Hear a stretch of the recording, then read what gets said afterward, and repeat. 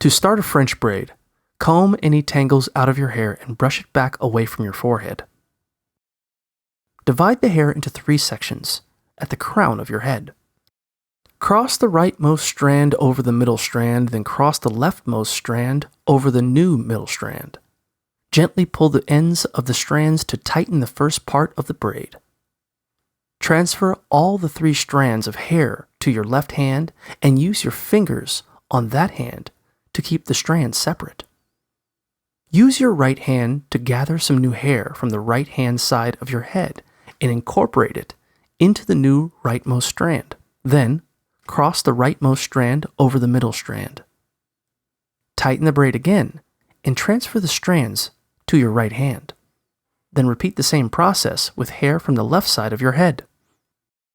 Keep repeating this pattern until you have completed the French braid.